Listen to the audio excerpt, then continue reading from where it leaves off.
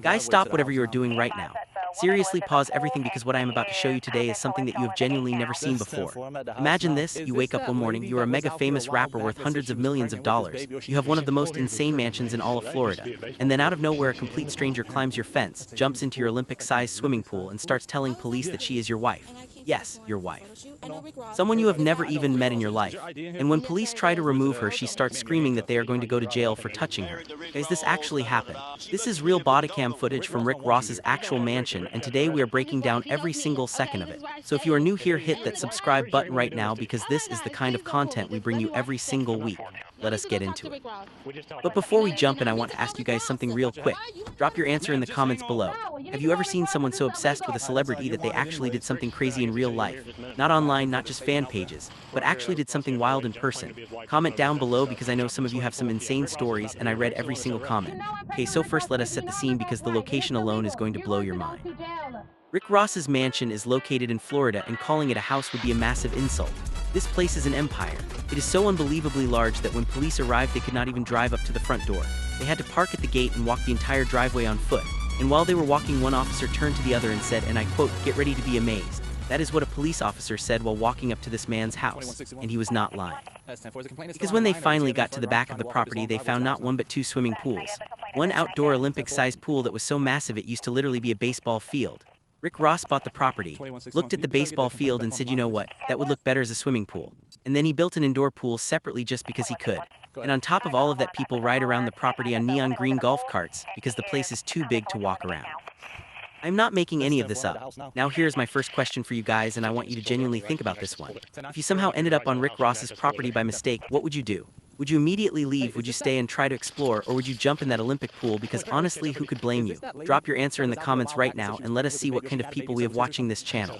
So now let us talk about this woman. Her name is Aaliyah, and here's where the story gets really interesting. This was not the first time she showed up that day. At 9:30 in the morning she had already been to the property. Security caught her, told her she was not welcome there and sent her away. A normal person hears that and goes home, but Aaliyah was not done. She came back a second time. Security caught her again and removed her again. And then, and this is the part that gets me every single time, she came back a third time. Third time, same day, same property, same security guard. And this time when she came back, she did not just stand at the gate. She waited for the security guard to open the gate to go to the gas station, and the second that gate opened, she sprinted inside, full on running. Security chased her down, but she made it all the way to the Olympic swimming pool and sat herself right down there like she owned the place. Okay, I need to stop here and ask you guys something. At what point would you have given up? First time getting caught, second time, or are you a third time kind of person? Be honest in the comments because I feel like this question really says something about a person's personality. Drop your answer below. Now police arrive and they find Aaliyah at the pool and they ask her the simple question, why are you here and how did you get in? And guys, her answer was something else entirely. She did not say she made a mistake. She did not apologize. She looked those officers dead in the eye and said, I am a professional model. I was invited here for a photo shoot. Rick Ross personally invited me. There was a man at the gate who was on the phone with Rick Ross himself and he let me in. So I came inside to do my job. Here is the wild part. When she says it, it almost sounds believable. Like for a split second your brain goes, okay, maybe there was a miscommunication somewhere. But then security gives his version and the whole thing falls apart immediately. He says she climbed the fence the first time, she ran through the open gate the second time, and the third time she made it to the pool before anyone could catch her. No invitation, no photo shoot scheduled, no permission, nothing. And now we get to the moment that made this footage go absolutely viral. When officers told her she needed to leave the property, she looked at them completely seriously and said these words, I am Rick Ross's wife. Not I know Rick Ross, not Rick Ross is my friend. She said I am his wife. And then she said I am pregnant with Rick Ross's child. And then she said everybody knows me, everybody knows Rick Ross's wife. Officers tried to stay professional, and one of them made a point that honestly I thought was pretty sharp. He said, ma'am, if you were actually his wife, that security guard would not have a job right now. He would have been fired today. Because what kind of husband lets his wife get treated like this by his own security? Think about it. This is where I want to pause and ask you guys a serious question. Do you think she genuinely believed what she was saying? Like in her mind, was she truly convinced she was Rick Ross's wife? Or do you think she knew it was not true and was just trying to use it to get out of trouble? This is actually a really deep question and I want your honest opinion. Drop it in the comments because I am going to be reading through all of them and replying to the most interesting ones. When officers started actually moving her off the property, the drama went to a completely different level. She started physically resisting. She kept saying, please do not pull me, I will walk on my own.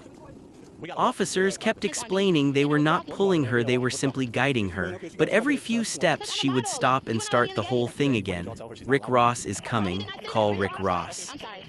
You do not understand who I am. You are going to jail for this. You cannot remove a model from Rick Ross's household. And then the line that honestly got me, she stopped mid-walk, looked around at the beautiful property, looked at the pool, looked at the sunshine and said, "Please just let me stay. Look at what a beautiful day it is. The photo shoot would have been so amazing."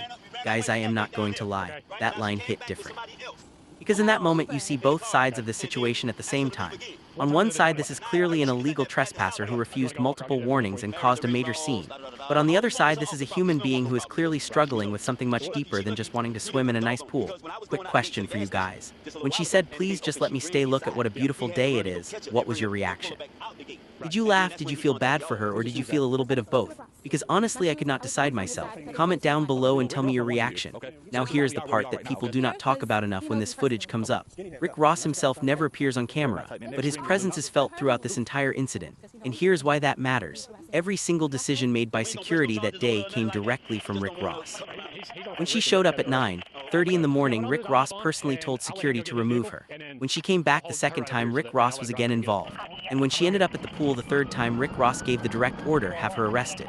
This is not a security guard making calls on his own. This is a property owner dealing with a repeated unwanted intruder and using every legal tool available to handle the situation. And the kicker. Rick Ross was on his way to the property while all of this was going down. He was coming in person. So here is a question I want you guys to think about. If you were Rick Ross in this situation, what would you have done? Would you have pressed charges? Would you have just had her removed without charges? Or would you have actually come out and talked to her yourself? There is no wrong answer here. Tell me in the comments what you would have done and why. Okay, so now we get to the charges debate, and this part of the footage is genuinely fascinating to watch because you see real police work happening in real time. Initially, security said they did not want to press charges. They just wanted her gone. And officers had to explain, look, if we do not file charges, we cannot legally stop her from walking right back through that gate. She has already come back 3 times today. What makes you think she will not come back a 4th time? That argument landed. Rick Ross's team gave the green light, go ahead and press charges. Then there was one more twist that nobody expected. Officers ran her information and found out she already had an existing warrant. A failure to appear for fingerprints, meaning she had been involved in a previous legal situation and had completely ignored a court order. So now the picture is getting clearer. This is not just someone who made a spontaneous decision to jump a fence. There is a history here.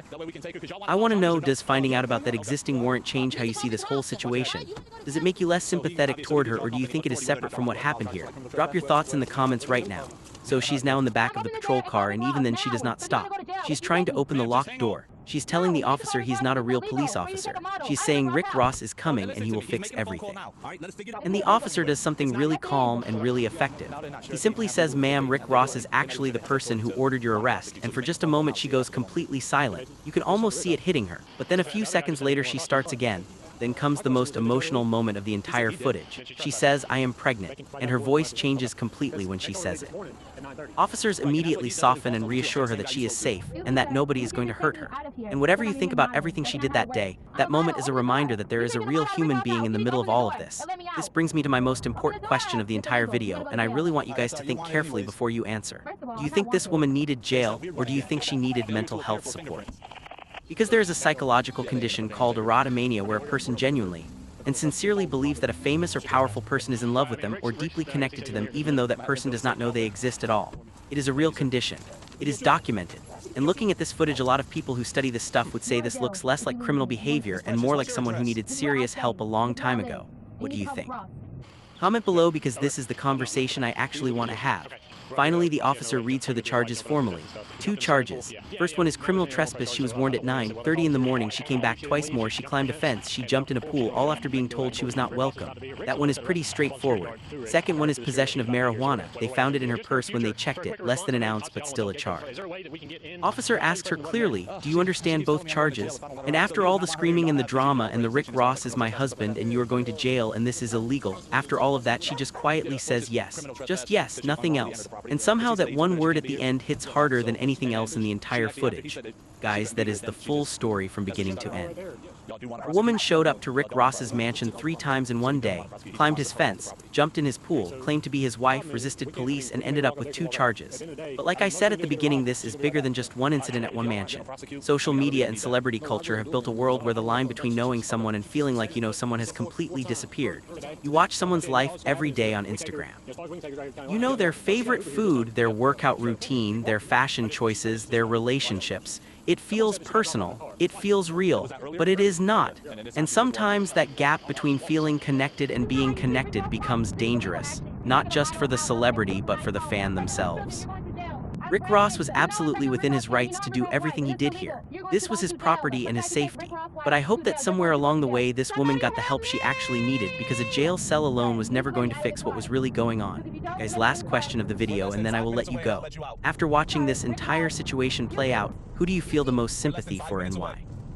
Rick Ross, who had to deal with a stranger invading his home multiple times, the security guard who had to physically chase her down, or the woman herself who was clearly going through something much deeper than any of us fully understand? Drop your answer in the comments. I genuinely want to know where you all stand on this. If this video gave you something to think about, please hit that like button. It helps the channel more than you know. Subscribe if you are new, because we break down real stories like this every single week. Share this with someone who loves real-life drama, because this one is truly one for the books. I will see you all in the next one. Peace.